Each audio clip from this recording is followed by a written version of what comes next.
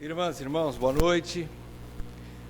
Como é bom nós podermos cantar louvores ao Senhor e dizer para Ele: bendito seja sempre o Cordeiro, né? Bendito seja sempre o nosso Deus. Como é bom nós podermos estar contemplando o Senhor na beleza da sua santidade, agora reunidos como igreja, e contamos também com a graça de Deus para nós reiniciarmos nosso estudo de Romanos, né?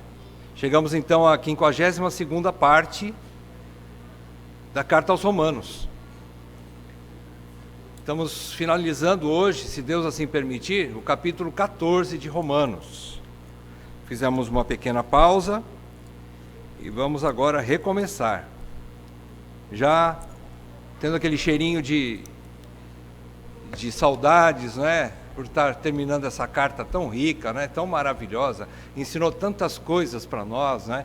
Nos mostrou realmente detalhes do Evangelho que eu tenho certeza muitos de nós não conhecíamos, né? Então pôde descortinar muitas verdades para nós. Uma carta preciosíssima. Muitos reformadores, obrigado, pais da igreja, não é? O caso de Lutero, o caso de lá atrás ainda, Santo Agostinho, foram impactados por ela, não é? Foram convertidos por ela. Homens que já estavam no caminho do Senhor, mas totalmente enganados a respeito da verdade do Evangelho, e foram salvos por ela. E eu creio que Romanos nos salvou também de muita coisa, e vai nos salvar ainda muitas outras coisas ainda. Então vamos lá, Romanos 14, de 13 a 23.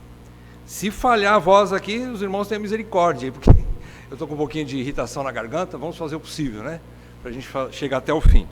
Eu prometo gritar menos hoje. Vamos lá, Romanos 14, de 13 a 23. Não nos julguemos mais uns aos outros, pelo contrário, tomai o propósito de não pôr de tropeço ou escândalo ao vosso irmão. Eu sei e estou persuadido no Senhor Jesus de que nenhuma coisa é de si mesma impura, salvo para aquele que assim a considera. Para esse é impura. Se, por causa da comida, o teu irmão se entristece, já não andas segundo o amor fraternal. Por causa da tua comida, não faças perecer aquele a favor de quem Cristo morreu. Não seja, pois, vituperado o vosso bem. Porque o reino de Deus não é comida nem bebida, mas justiça e paz e alegria no Espírito Santo. Aquele que deste modo serve a Cristo é agradável a Deus e aprovado pelos homens. Assim, pois, seguimos as coisas da paz e também da edificação de uns para com os outros. Não destruas a obra de Deus por causa da comida. Todas as coisas, na verdade, são limpas, mas é mal para o homem o comer com escândalo. É bom não comer carne, nem beber vinho, nem fazer qualquer outra coisa com que teu irmão venha a tropeçar, ou se ofender, ou se enfraquecer. A fé que tens, tem-na para ti mesmo perante Deus. Bem-aventurado é aquele que não se condena naquilo que aprova. Mas aquele que tem dúvidas é condenado se comer, porque o que faz não provém de fé.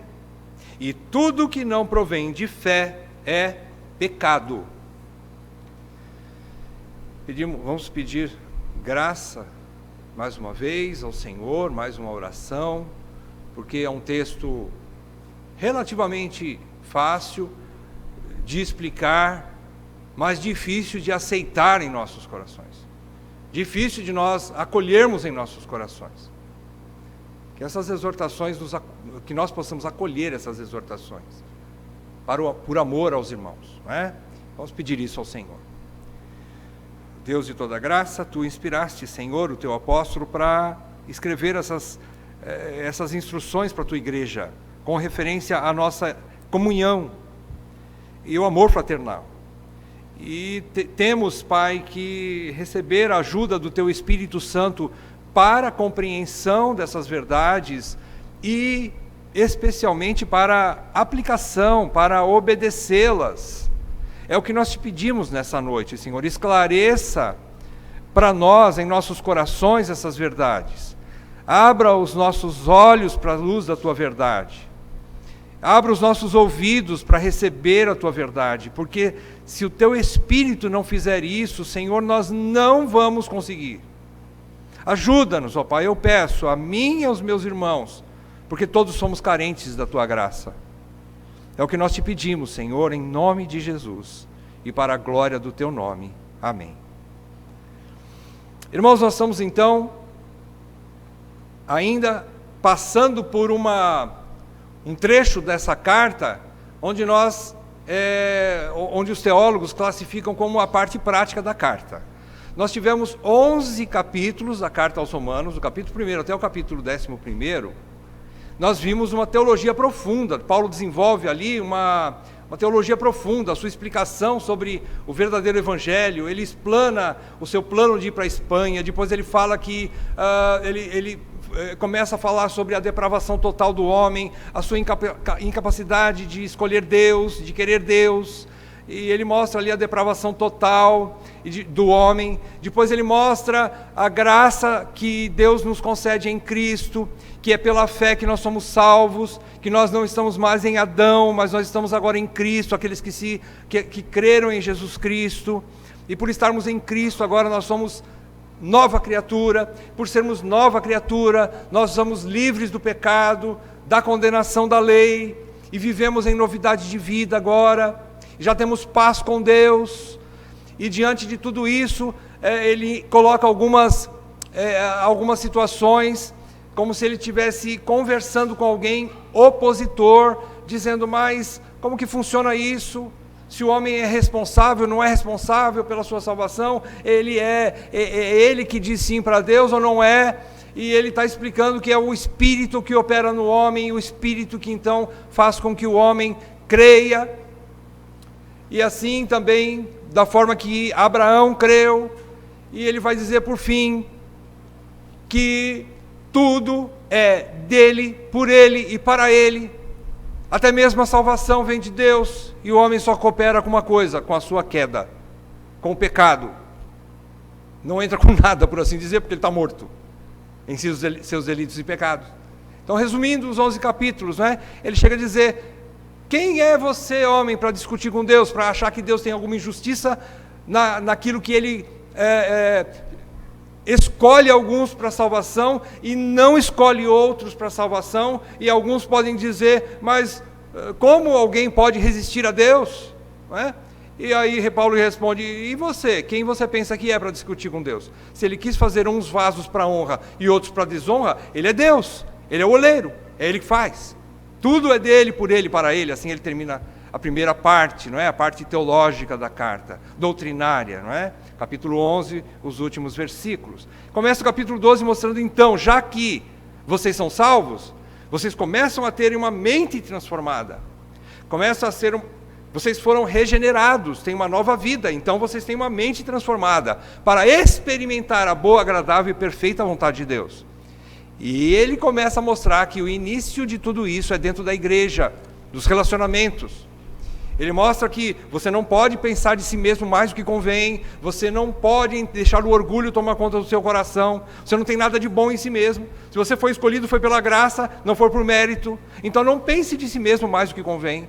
E ele vai mostrar que, acima de tudo isso, esteja o amor. E o amor precisa ser aplicado na vida dos todos os relacionamentos. Dentro da igreja, com os inimigos, com o próprio governo civil. Obedeça aos governadores, às autoridades, porque elas são instituídas por Deus. E assim ele mostra que nós, como cristãos, temos uma lei a ser seguida. E qual é essa lei? Capítulo 13 ele fala, a lei do amor. E essa lei, nós não vamos conseguir cumpri-la nunca. Mas ele manda a gente cumprir. Ele manda a gente cumprir. E nós não vamos conseguir pagar essa dívida de amor. E agora ele chega então no ponto de falar em detalhes o que estava acontecendo dentro da igreja. Qual era o contexto desse capítulo 14 que ele começa a falar aqui?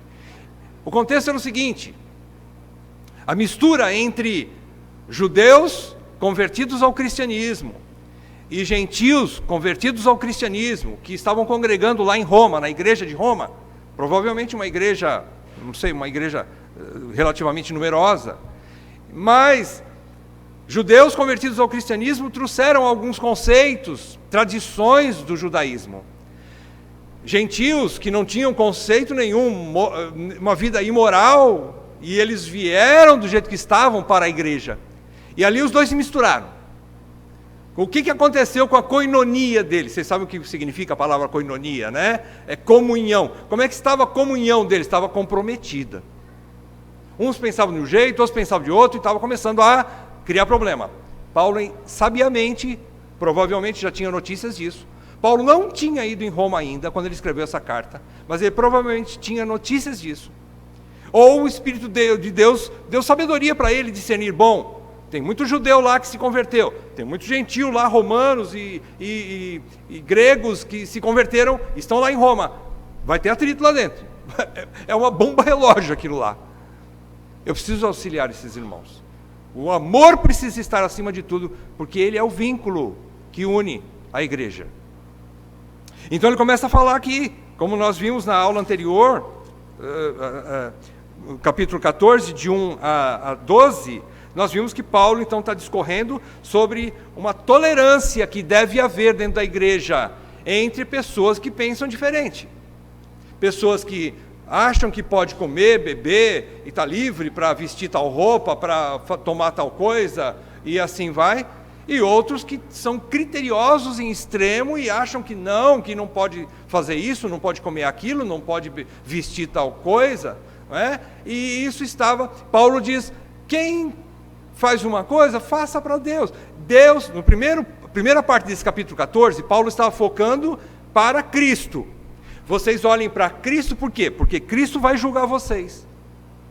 Porque vocês têm que ter boa consciência para com Cristo, versículo 6. Versículo 5 do capítulo 14. Primeira coisa ele fala, vocês têm que ter uma boa consciência, uma opinião bem definida na sua própria mente, com relação a Cristo, para não ofender a Cristo. Aí sim, não aos outros. Depois ele fala, porque nenhum de vós vive para você mesmo ou morre para si mesmo. Vocês são de Cristo. Cristo é Senhor de vocês. E por fim ele termina esse trechinho, até o versículo 12, ele vai mostrar que vai haver um julgamento. Todos compareceremos diante do tribunal de Deus. Cristo julgará cada um, não o outro.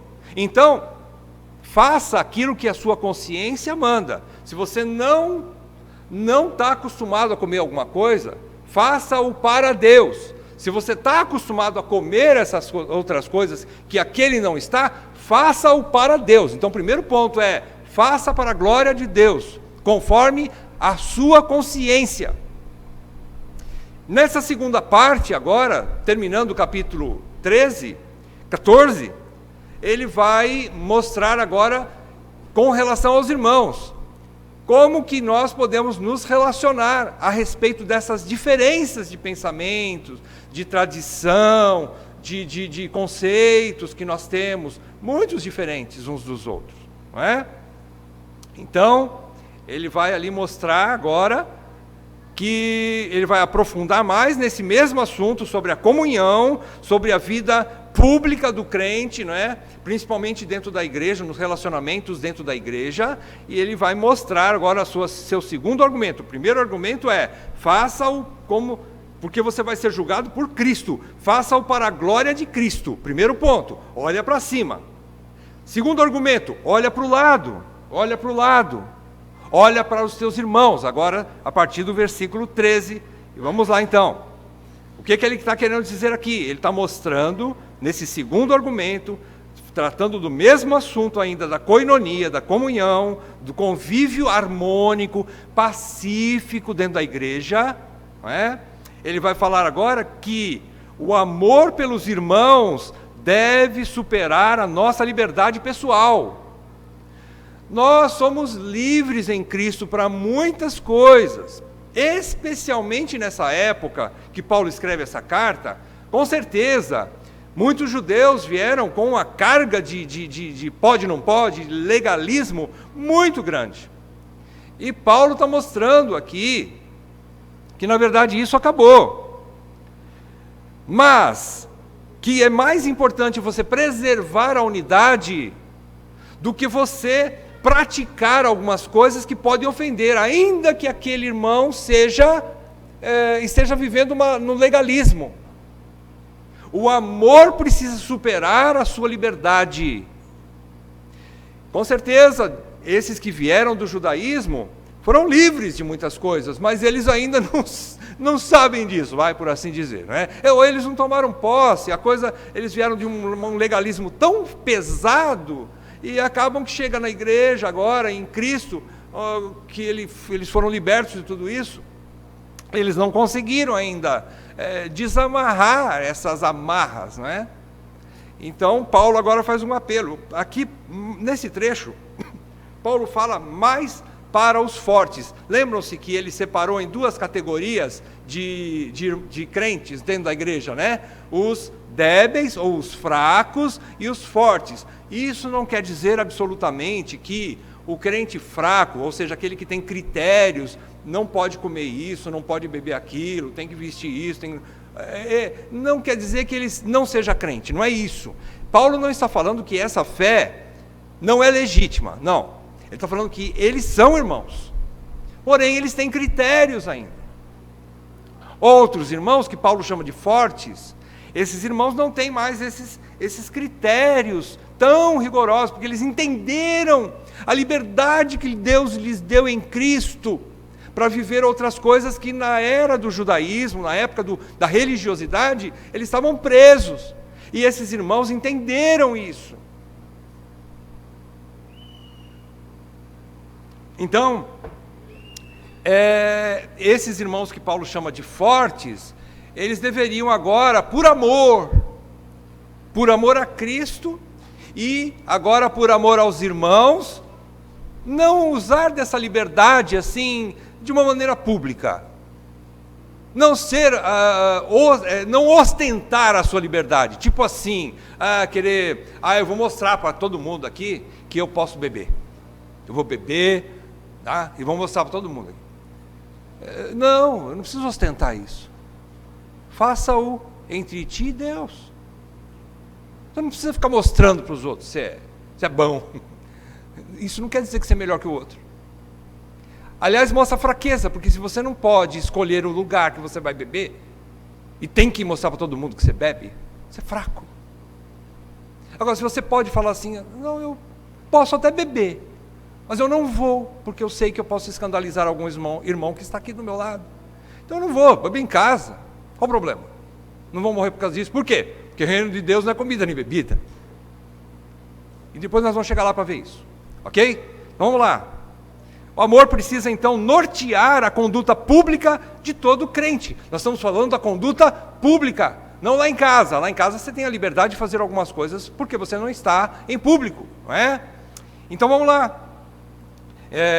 Inclusive, Paulo, olha só, vamos pegar um outro versículo para nos ajudar, nessa colocação de Paulo aqui, que ele se coloca nessa categoria de crente forte. Versículo 1 do capítulo 15, aí mesmo, na sequência, Romanos 15:1 diz assim: ora, nós, quem somos nós? É Paulo e os outros irmãos, alguns irmãos, né? Nós que somos fortes, devemos suportar as debilidades dos fracos e não agradarmos a nós mesmos. Você não precisa fazer algumas coisas obrigatoriamente só para mostrar que você é bom, que você é forte, que você está livre, o que você vai fazer com isso? Pensa no outro. É o que Paulo está querendo dizer aqui. Pensa no outro. Então, voltando lá no texto, versículo 13, não é? Na verdade, o que Paulo está falando aqui, ele não está querendo dizer que que nós não podemos ter essas convicções. Não, você tem convicção de que Cristo te libertou, você pode vestir tal roupa, você pode tomar tal coisa, você pode comer tal coisa. Ótimo, você tem convicção disso? Maravilha. Paulo não está dizendo que isso está errado, não. Ele diz, eu também creio nisso. Paulo está dizendo, eu também sei que eu posso tomar um vinho. Eu também sei que eu posso comer uma carne de porco. O judeu não comia carne de porco. Eu também sei que eu posso hoje ter uma roupa diferente.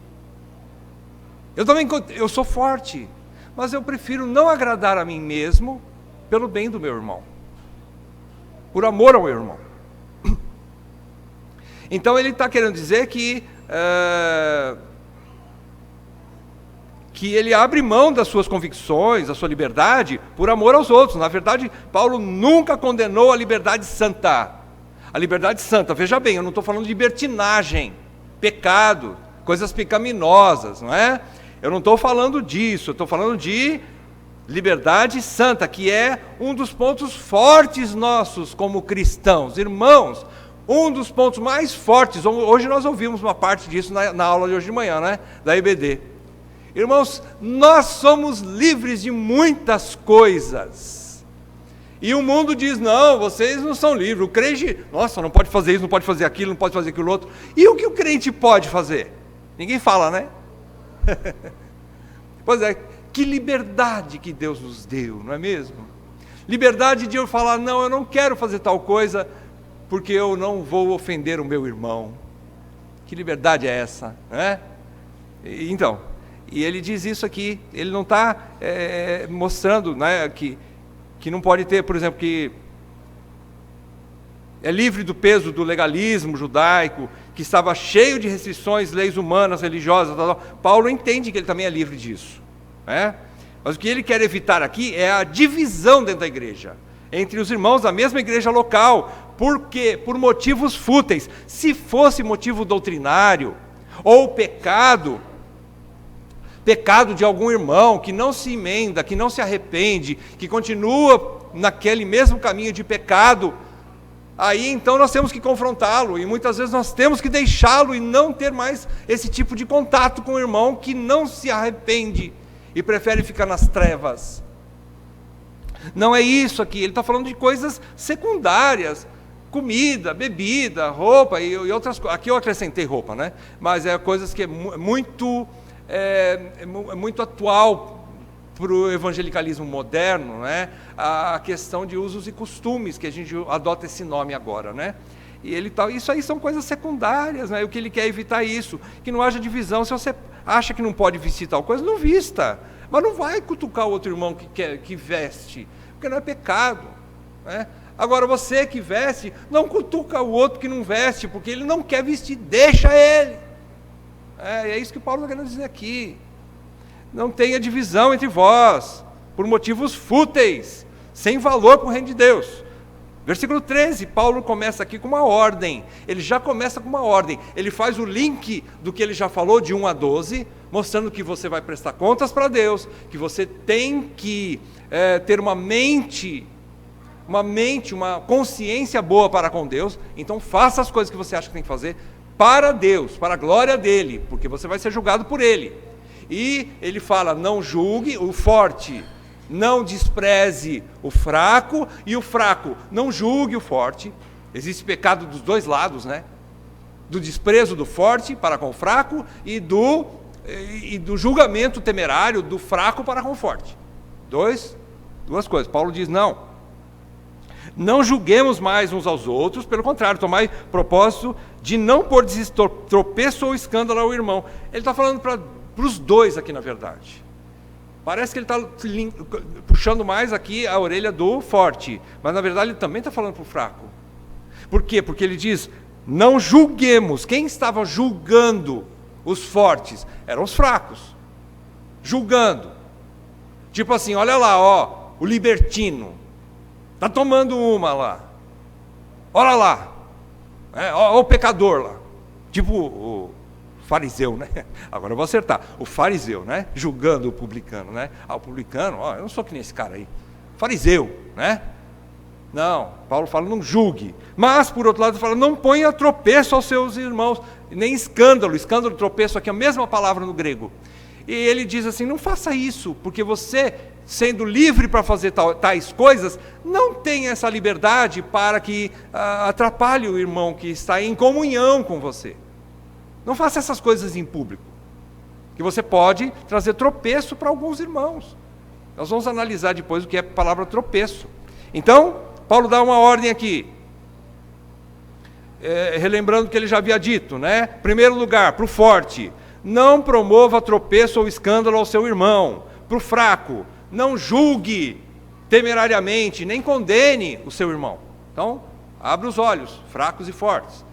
Versículo 14, Paulo deixa claro aqui, no versículo 14, que o objetivo dele é mostrar que há uma liberdade em Cristo. Ele não está dizendo aqui, não é anular aquilo que Cristo fez para nós, não é o objetivo de Paulo. Ele não está anulando a liberdade que o Senhor conquistou para nós. Ele não está anulando isso. E que a consciência de cada um deve julgar a sua própria conduta, e não a do outro. Ele diz no versículo 14, eu sei, Paulo está dizendo assim, Paulo, eu sei, e estou persuadido no Senhor Jesus, de que nenhuma coisa é de si mesmo impura, salvo para aquele que assim a considera. Para esse é impura. Veja, Paulo não está relativizando o pecado. Ele não está dizendo assim, o pecado é relativo. Para uma conduta é pecaminosa. Para o outro, ele acha que não é pecado. Não, ele não está falando, pecado é pecado. E quem julga isso é Deus. Os critérios não são nem do fraco nem do forte. Os critérios a respeito de pecado, como nós ouvimos nessa manhã também, uma aula bastante bendita, né? E nós vimos que o pecado é a desobediência às leis de Deus. Existem regras, e quem fez as regras? Deus. Desobedeceu, transgrediu essas regras, é pecado. Paulo não está falando disso. Paulo não está falando aqui de pecado. Ele está falando que existe uma liberdade que Deus nos deu em Cristo para as coisas que nós vimos na aula passada, chamadas coisas amorais. Não são nem morais. O que são coisas morais? Aquilo que a lei exige. Você tem que ser um crente moral, obediente às leis de Deus. E as coisas imorais são as coisas pecaminosas. É aquilo que Deus abomina e o crente não pratica as coisas imorais. Mas o que é amoral? É uma coisa que não é nem imoral e nem moral. É uma coisa neutra. Você pode fazer ou não pode fazer, depende da situação. Por exemplo, é errado uma mulher usar biquíni ou maiô? Na praia não. Mas e se ela entrar aqui de maiô bem curto? Inconveniente, não é? Está errado. Então você julga. Você julga, não é? Na praia você pode usar uma roupa, aqui dentro você não vai usar a mesma roupa. É o que Paulo ensina. Todas as coisas me são lícitas, mas nem tudo convém. E ele não está falando ali de pecado, mais uma vez estou falando. Estou falando de coisas amorais. Não são em si mesmas pecaminosas, mas tem que pensar bem na hora de fazê-las, ou de tomar alguma decisão. Bom, a nossa mente então transformada para cumprir a vontade de Deus, ela nos dá essa consciência capaz de discernir o que é pecado ou não é pecado, e assim agimos por amor a Cristo, para não sermos julgados por Ele, que é o versículo, lá no versículo 12, que nós vimos ali, e ele linkou agora aqui no 14 também. Paulo, olha só, Paulo considera um homem de fé madura. Paulo está dizendo assim, eu sei, estou persuadido no Senhor Jesus, que muitas coisas, ou que nenhuma coisa de si mesma é impura, salvo para aqueles que a consideram impura. Então, veja, se você der um pulo no capítulo 2 de Colossenses, olha o ensinamento de Paulo, só para corroborar com o que a gente está falando aqui. Olha só, Paulo, em Colossenses 2, versículos 16 e 17, Paulo tem uma convicção dessas coisas, irmãos. Ele tem uma convicção, e ele fala o seguinte, versículo 16, ninguém, pois, vos julgue por causa de comida e bebida, ou dia de festas, ou lua nova, ou sábados. Por quê?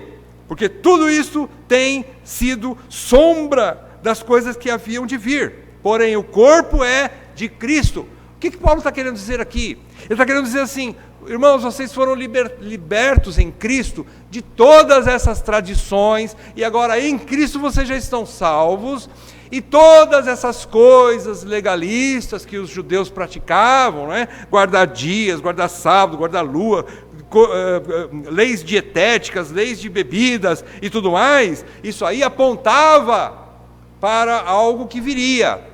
Por que tinha todas essas leis tão rigorosas no passado? Mais uma vez, para Deus mostrar para o seu povo: vocês não vão conseguir pela lei, vocês não vão me agradar pela lei, eu sou rigorosíssimo na lei, por isso que a lei é tão pesada, e vocês deveriam levantar a mão para mim e dizer assim: Senhor, eu não consigo.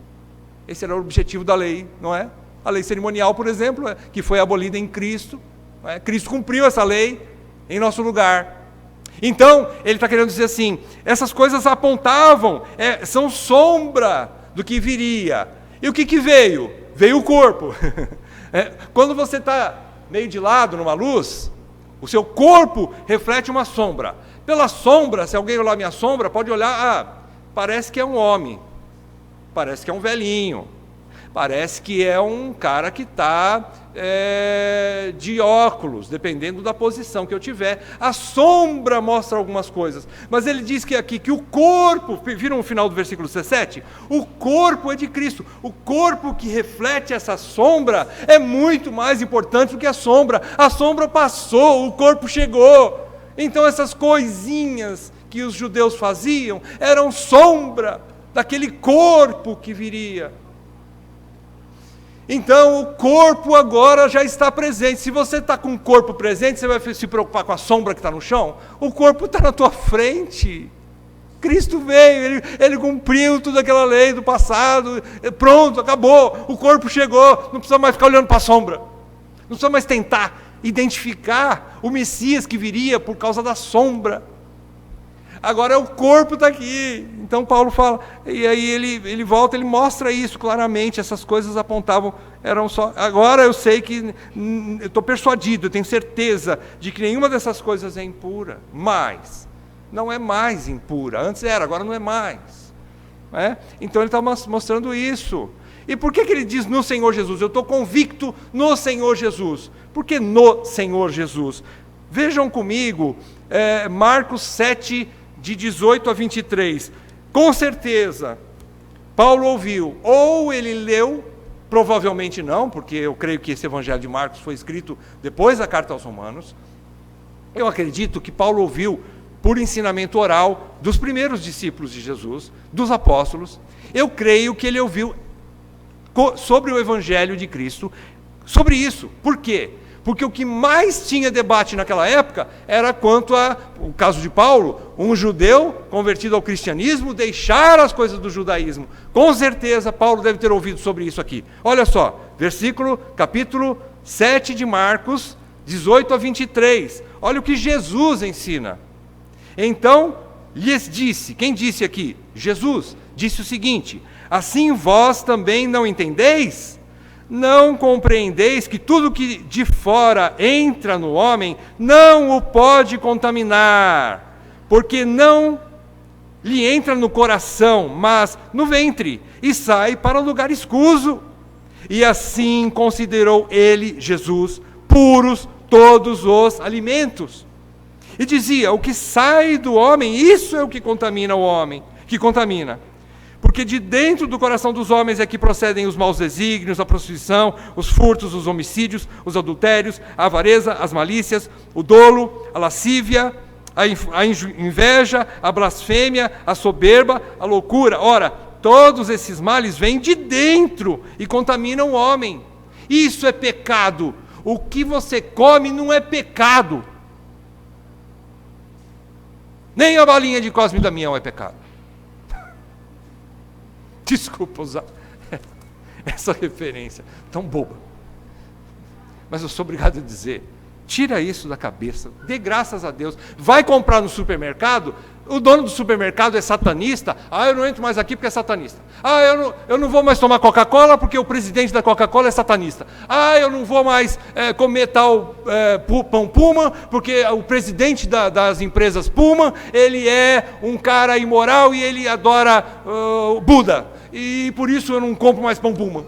Pô, tem gente que entra no mercado e fica 3 horas examinando um produto para saber quem é a fábrica que produziu, para ver se não tem dedo do diabo lá. Que dedo do diabo, meu irmão? Compra o negócio e dê graças a Deus e acabou. E paga. Compra, paga e come e dê graças a Deus. Você está livre. E aí tá. Desculpa, vamos continuar.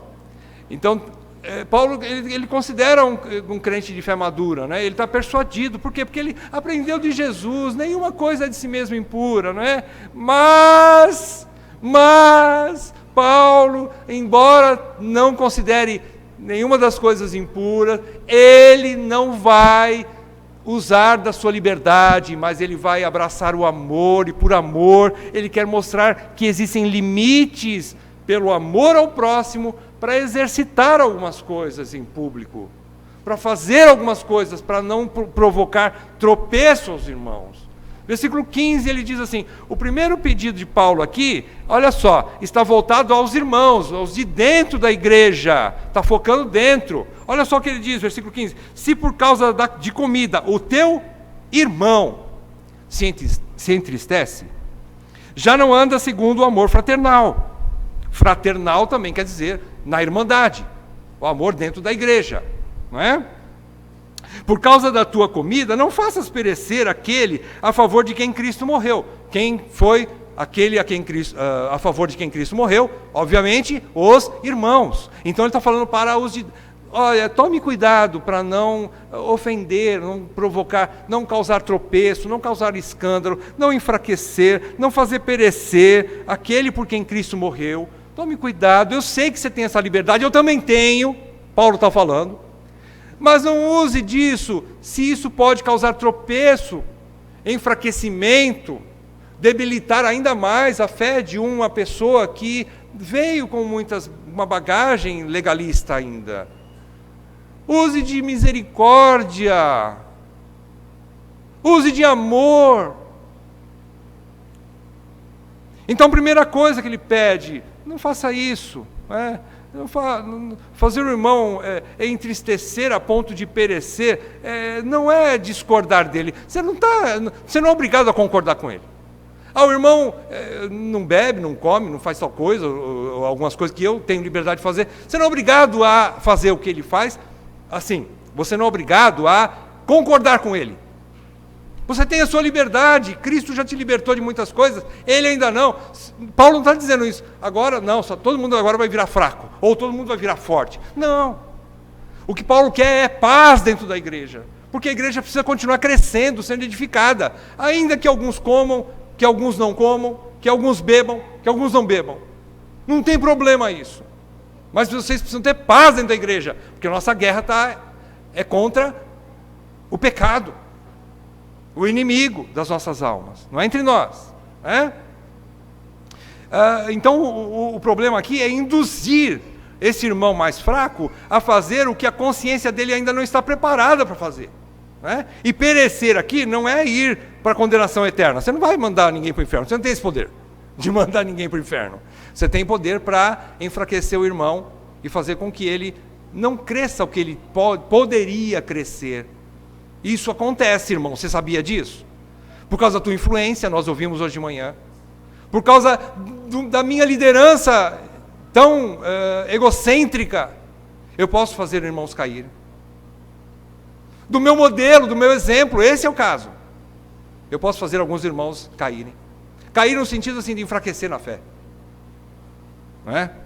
Então ele está falando isso por causa da consciência do irmão fraco, a ponto de desanimá-lo nessa carreira cristã. Então não faça isso. Agora, versículo 16, agora Paulo olha para fora da igreja. Ele diz assim, não seja, pois, vituperado o vosso bem. A palavra vituperado aqui significa mal falado. E qual é o vosso bem? O vosso bem é um procedimento dentro da igreja, um procedimento santo. O vosso bem, Paulo está querendo dizer, o testemunho da igreja. Não seja mal falado o testemunho dessa igreja, a ICCG. Não seja mal falado lá fora. Por quê? Porque os ímpios, porque as pessoas de fora estão de olho em nós. As pessoas de fora estão de olho no que eu faço, no que eu não faço, como que a igreja se comporta. Então, Paulo fala assim, que não seja mal falado o testemunho dessa comunidade cristã. Então, tome cuidado, para que você não ponha a perder, traga uma mancha para dentro da igreja, pelo teu comportamento, em público, óbvio, em público. Então, Paulo está querendo dizer que, provavelmente aqui, lógico, tendo em vista os de fora. E por que isso, não é? Como nós já vimos, porque os de fora estão de olho na gente aqui. Os de fora estão de olho, lógico, não vai estar de olho no que eu falo, porque o olho não vai ouvir, né? Eles ouvem o que eu prego, mas ele quer ver se eu estou em coerência com aquilo que eu prego. Se aquilo que eu prego eu vivo. Se eu digo que eu amo a minha esposa e me sacrifico por ela e cuido dela, como Cristo cuidou da igreja, e não faço isso na prática, o que adianta eu pregar para vocês? E o que adianta eu falar isso para alguém lá fora?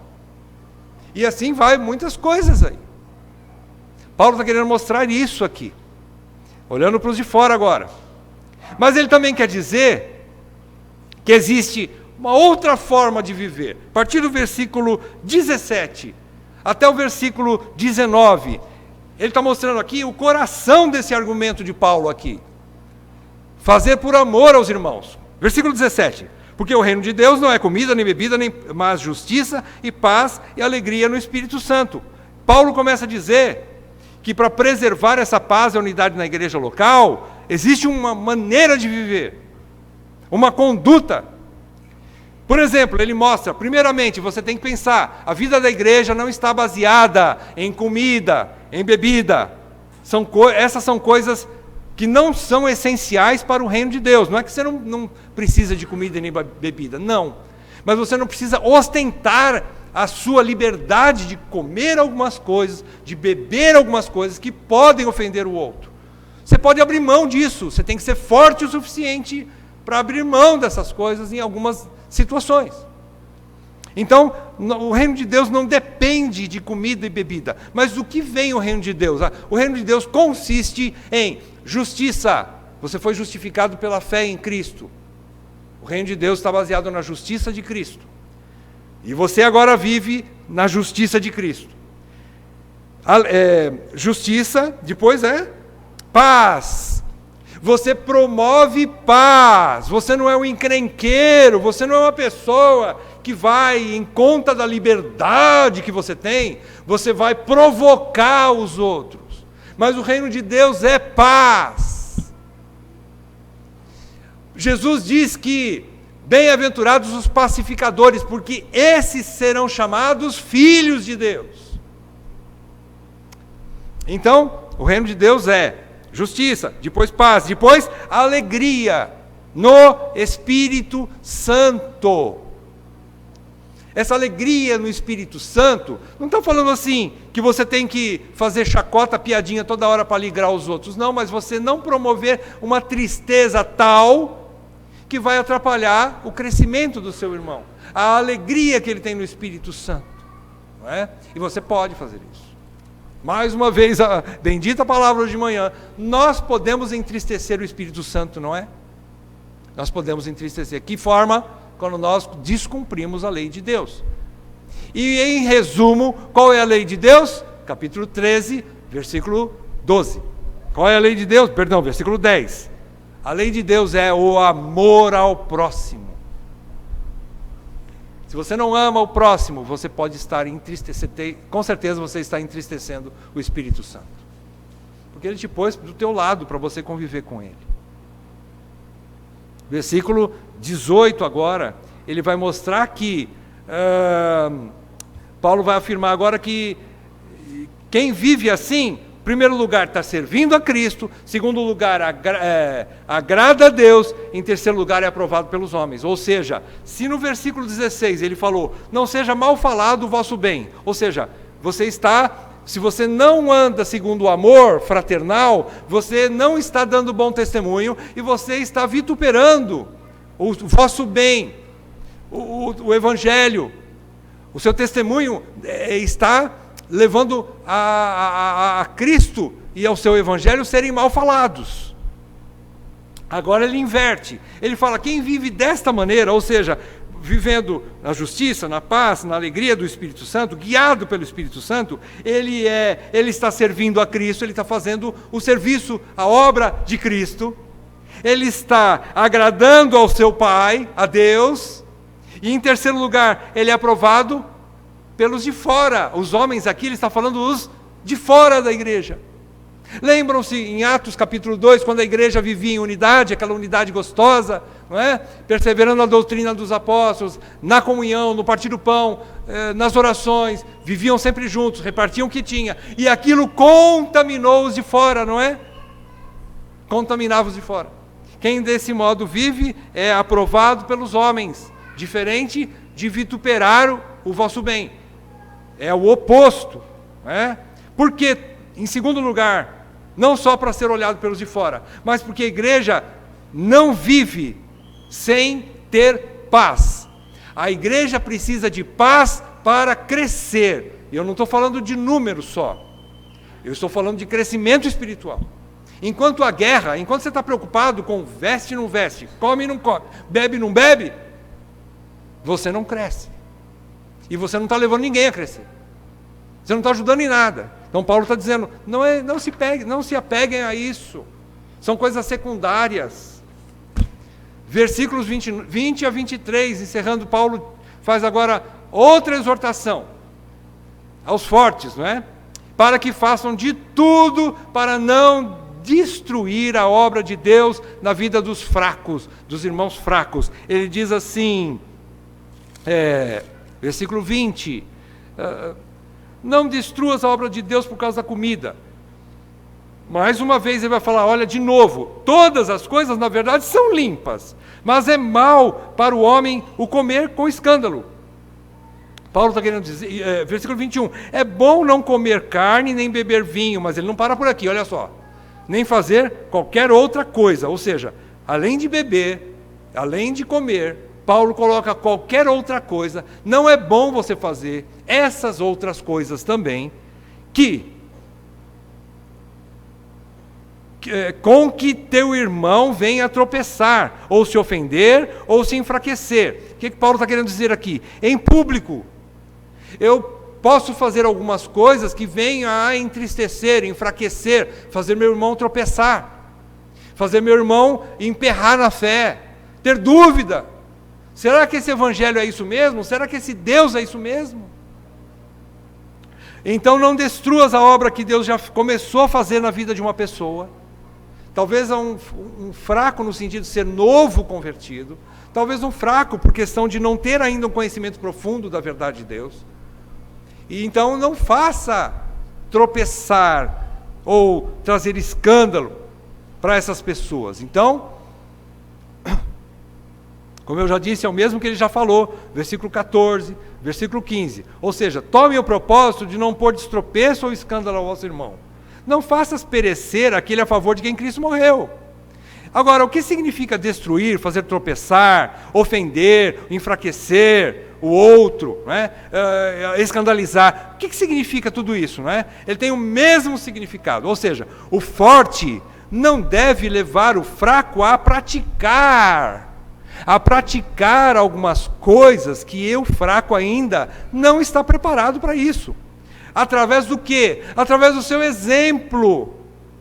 Não força a barra com aquele que é fraco. E tome cuidado para não dar mau exemplo. Então a nossa vida é implicativa, não é?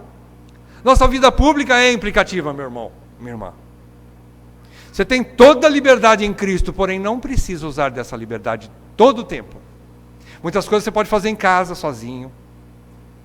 Não tem problema nenhum. Seja forte nisso. Seja amoroso nisso. Vença a sua liberdade pelo amor. Tome cuidado com algumas coisas que você faz, que você fala, que você promove. Porque isso pode gerar uma condenação tal que venha a enfraquecer na fé o irmão fraco. Então nós temos que tomar alguns cuidados, irmão. Na vida pública, né? Lógico, na vida pública. É fazer alguém se escandalizar e tropeçar por causa do meu exemplo, pelo nosso exemplo. É isso que Paulo está querendo dizer aqui. Você não precisa concordar com ele. Não precisa concordar com ele. Agora, diante dele, na presença dele, na koinonia, na comunhão, você não precisa fazer algumas coisas que pode levar o outro a tropeçar. E o versículo 22, então ele sugere que o forte pratique aquilo que sabe que é puro, mas também que é duvidoso para outros irmãos, mas que ele pratique isso. Mas de que forma? Em particular. Veja o versículo 22. A fé que tens, ou seja, a convicção que você tem, a fé que você já chegou, tem-na para ti mesmo perante Deus. Não precisa ser perante mais ninguém. Em algumas coisas que são aí duvidosas, faça-o perante Deus, ou seja, não precisa ser em público, faça em particular, diante de Deus. Você tem paz diante de Deus de fazer alguma coisa, tomar alguma coisa, comer alguma coisa? Faça-o perante Deus. Dê graças a Deus por isso. Fica entre você e Deus. Bem-aventurado é aquele que não se condena naquilo que aprova. Paulo está aprovando a situação de alguém que é forte, que não tem mais alguns critérios tão rigorosos de pode e não pode, faz não faz. Ele tá aprovando isso. Ele diz, bem-aventurado é você, meu irmão, que tem essa liberdade. Mas faça entre ti e Deus. Não queira ostentar isso, fazer um troféu disso, botar no Facebook, tirar uma foto lá, tomando uma pinga, e bota lá no Facebook. Para que isso? O que você quer com isso? Quer se mostrar? O que você vai edificar o próximo? Oh, mas eu tenho liberdade de fazer isso, o Facebook é meu. Você pode estar fazendo alguém tropeçar. E você vai ser culpado disso. Pelo menos é o que diz esse trecho aqui. Quer brigar? Briga com Paulo. E é isso que ele está querendo dizer aqui. Faça-o entre ti e Deus. Então, é uma vida privada. Versículo 23. Agora ele aponta para o outro lado. Mas aquele que tem dúvidas é condenado se comer, porque o que faz não provém de fé, e tudo que não provém de fé é pecado. Ou seja, tem algumas pessoas que às vezes acham que determinada comida, determinada bebida, determinada roupa, aquilo não é adequado para a fé dele, ele não chegou ainda a ter liberdade, alguma liberdade que outros têm. E se ele fizer, por causa do meu exemplo, ele vai pecar. Só que você vai ser culpado também. Você vai ser réu do sangue dele. Porque Jesus deixou bem claro, se algum de vocês fizer tropeçar um desses meus pequeninos irmãos, era melhor amarrar uma pedra de moinho no pescoço e se atirar no profundo mar. Por quê? Porque eu vou arregaçar você. Porque o meu pequenino irmão merecia um respeito da tua parte, quanto a fé débil dele. E você não usou do amor. Não usou do amor. Você não cumpriu minha lei, porque minha lei é amar. Não é ter liberdade. Honre o Senhor na liberdade em privado. Honre o Senhor na liberdade que você tem. Faça o que você sabe que pode fazer. Mas não em público. Em algumas situações, óbvio. Então, quando alguém faz alguma coisa que não é por fé, ele está pecando. E você está levando ele a isso, por causa do teu exemplo, da tua má conduta. E às vezes até por causa de forçar a barra com ele. Para com isso, cara. Que é isso? Cristo nos libertou para fazer tudo que você quer agora. Isso aí você pode fazer tranquilo. Eu faço. Quer ver? E faz. Aí o outro, será? É verdade. Nossa, você está fazendo, eu vou fazer também. Ele faz. Depois ele volta para casa. Condenação na cabeça dele. E ele pode chegar até a abandonar a fé. Sabiam disso, irmãos? Eu não estou vendo ninguém responder, mas eu acho que vocês sabiam disso. Qual é a tua conduta? O que você quer? Você quer mostrar que você é melhor que os outros? Não precisa fazer isso. Cristo já te aceitou, você não precisa mais fazer nada para ser aceito. É o que Paulo começa nesse assunto. Então, concluindo, agora fechando, em primeiro lugar, eu quero dizer alguns exemplos de que a igreja cristã em Campo Grande pratica. A ICCG, em suas festas oficiais, ou na comunhão dos santos, ou seja, quando oficialmente a ICCG organiza algum almoço comunitário, alguma comunhão, alguma festa, a ICCG não permite a presença de bebida alcoólica, por exemplo, dentro de uma festa oficial da igreja. Esta, irmãos, é uma atitude, é uma ação que nós tomamos contra a possibilidade da libertinagem. Segunda coisa, a ICCG, em suas festas oficiais também, ou melhor, desculpa, agora não é mais em questão de festa, mas a ICCG não é norteada por usos e costumes. Se você está estranhando alguma liberdade que algumas irmãs e irmãos têm aqui, acostume-se com isso. Porque nós não somos norteados por usos e costumes ou por tradições e restrições humanas legalistas. Não! Que fariam de nós, não é, uma seita. Uma seita é cheia de usos e costumes. E briga por causa daquilo. Nós não somos uma seita. São coisas que assim são caracterizadas, que caracterizam a seita, principalmente tradição, rigor ascético, que Paulo fala. Nós não temos esse costume. E esta é uma ação contra o legalismo morto. Ou seja, a ICCG não é representada nem pelo legalismo morto e nem pela libertinagem. Nós temos um equilíbrio. E aquilo que Deus mostrou, que é pecado, nós não praticamos. Que não convém, nós também não praticamos. Mas nós temos liberdade para praticar outras. Terceiro e último lugar, o nosso objetivo, então, como cristãos, em amadurecimento, todos nós estamos crescendo, é sermos os mais fortes e livres de todos os homens. Pois uma vez libertados por Cristo, verdadeiramente somos livres. João 8,36 garante isso. Se o Filho vos libertar, verdadeiramente sereis livres. Nós somos livres. Os mais livres de todos os homens são os cristãos que compreenderam a obra redentora de Cristo na cruz. Porém, ainda somos escravos do amor de Cristo, com que devemos nos amar uns aos outros até o último dia. Romanos 13, 8, voltando lá. A ninguém fiqueis devendo coisa alguma, exceto o amor, com que vos deveis amar, com que vos ameis uns aos outros, pois quem ama o próximo tem cumprido a lei. Versículo 10. O amor não pratica o mal contra o próximo. Presta atenção, não é a liberdade que não pratica o mal contra o próximo, é o amor. O amor põe freios na liberdade, muitas vezes. É necessário colocar freios na liberdade, muitas vezes.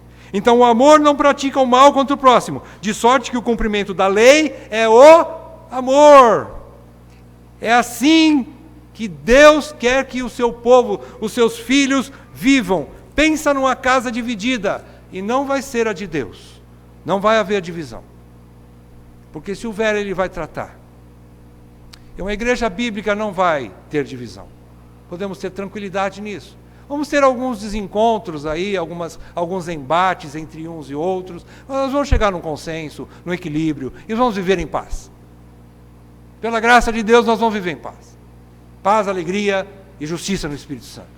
Nós vamos viver. Então, é o amor que deve nortear todas as nossas ações para a glória do nosso Senhor em primeiro lugar e para a saúde espiritual dos meus irmãos que andam comigo. Então, primeiro Deus e depois os irmãos. Nós amamos a Deus acima de todas as coisas e ao próximo como a nós mesmos, não é isso? Então, nós devemos ter algumas maneiras de praticar o amor, não é? E eu quero também dar um recado aqui. Você que se sente ainda carregando fardos pesados de leis, de regras humanas, que não estão claramente prescritas nas Escrituras, eu peço para você, irmão ou irmã, vou dar um conselho de um irmão mais velho, que errou muito, mas que aprendeu algumas coisas. Eu quero dizer para você, busque ajuda de irmãos e irmãs sábios, mais velhos, dentro da igreja, para te ajudar a mostrar claramente, olha, será que, irmã, eu tenho dúvida se isso aqui pode, isso aqui não pode. Irmão, eu tenho essa dúvida. Busque ajuda. Onde há multidão de conselhos, habita a sabedoria. Lança a mão da bondade de Deus em ter colocado-nos numa igreja pequena, porém bíblica, e assim a gente poder desfrutar de alguns conselhos dos irmãos. Faça isso, irmãos. Toda vez que eu deixei de fazer isso, eu só quebrei a cara. Você pode fazer isso com mais liberdade, com mais alegria, errar menos do que nós erramos no passado. Não é? Faça isso, para você ter uma vida santa e piedosa, mas com alegria, sem fardos desnecessários, não é? E você que costuma proclamar uma verdadeira guerra contra pessoas que acham que está fazendo coisas que você acha que está errado, você é um legalista e você promove essa guerra, é um guerreiro, uma guerreira mesmo, né? E vai combater, e vai falar no Facebook, no WhatsApp, ou mesmo pessoalmente. Para com isso, irmão e irmã. Eu vou dizer uma coisa, uma exortação. Para! Você não está edificando ninguém. Para com isso, por favor. O que você vai levar com isso? Isso não é paz, justiça e alegria no Espírito Santo. É comida, é bebida, é roupa, é isso, é aquilo. Se é pecado, tudo bem, exorte o irmão, a irmã. Mas se não é, para de fazer guerra à toa. Esse não é teu objetivo, essa não é tua guerra. A nossa guerra é contra as hostes espirituais nas regiões celestiais. A nossa guerra é contra o pecado. A nossa guerra é contra um sistema que é contrário à moralidade cristã. Essa é a nossa guerra. Não é eu contra você, você contra o vizinho, contra o mais jovem, o mais velho. Não é. Essa não é a nossa guerra. Então, eu quero dizer, finalizando, ambos, fortes e fracos, precisam aprender a crescer. Nós precisamos crescer. Fortes não quer dizer que é melhor que o outro. Fraco não quer dizer que é pior que o outro. Mas eu quero dizer uma coisa. Todos precisamos crescer. Os fortes precisam aprender a amar o próximo mais do que as coisas que lhe agradam. Ame as pessoas mais do que um copo de bebida, do que um prato que pode trazer condenação, do que uma roupa que pode escandalizar a tua irmã, o teu irmão. Ame mais as pessoas do que aquilo que te agrada. Você que é fraco, aprenda também, como eu já disse, desenvolva a sua fé e o seu conhecimento bíblico. Não fique onde está, porque nenhuma igreja bíblica vai andar segundo os teus critérios. Então é bom se acostumando e crescer também, não é? Nós não estamos querendo deixar ninguém para trás. Nós estamos querendo que todos tenham a mesma liberdade em Cristo. Então, se você ainda não tem, procura ajuda. Procura ajuda. Não fica sentado naquilo que você aprendeu e é tradição, e às vezes algumas coisas que não referem a crescimento espiritual, não mostram que você tem uma fé legítima, não é essencial para a fé verdadeira. Então, busque ajuda para você compreender a verdade. Seja liberto. Deus queira que todos nós possamos chegar no mesmo nível, irmão. A mesma alegria para desfrutar da graça de Deus em Cristo. E não termos mais pesos desnecessários nas nossas costas, não é? Como aquela piadinha, né? Piadinha não, uma ilustração antiga, né? Que diziam assim, que às vezes a gente age assim como cristãos, né? Agora salvos em Cristo, né? É como aquela pessoa que está numa estrada, caminhando, né, na estrada, a pé, numa estrada, com uma mochila pesadíssima nas costas, né? Aí de repente passa um cara com uma caminhonete, na caçamba está cheio, mas tem lugar atrás, na caminhonete, na carroceria, tem lugar, e o cara da caminhonete, ele se emociona, ele usa de misericórdia e para, e oferece carona para aquele andarilho, né? E o andarilho, poxa, obrigado, hein? Tá, ele sobe na caminhonete. E ele fica de pé, com a mochila nas costas. E aí vai andando, dali a pouco o motorista olha pelo retrovisor e vê que o cara está de pé com a mochila nas costas. Ele para de novo, desce o motorista, e fala assim: meu amigo, eu estou te dando toda essa liberdade para você, tira esse fardo das costas, senta aí, vai sentadinho, descansa. Não, pode deixar, você já está fazendo muito me levando para a cidade. Eu vou ficar de pé com a mochila nas costas. Muita gente quer ficar assim, para quê? Você não vai crescer, você vai ficar com dor na coluna. É muito fardo para você, o fardo não leva a nada. Eu quero que todos tenham a alegria no Espírito, desfrutar de toda a graça que Deus tem para você e para mim. É isso que eu quero. Vamos orar. Senhor nosso Deus, a Tua palavra é a verdade, e é ela que nos santifica. E eu peço que essa palavra, Senhor, possa atingir os seus objetivos de fazer crescimento, trazer crescimento para os nossos irmãos. E todos nós possamos viver a liberdade com responsabilidade. Uma liberdade que seja responsável, que o amor esteja guiando a nossa liberdade. Ó Deus, ajuda-nos a amarmos uns aos outros. E assim, nós levarmos bom testemunho para os de fora, e mais do que isso, nós glorificarmos o Teu nome, por não termos divisão nenhuma dentro da igreja.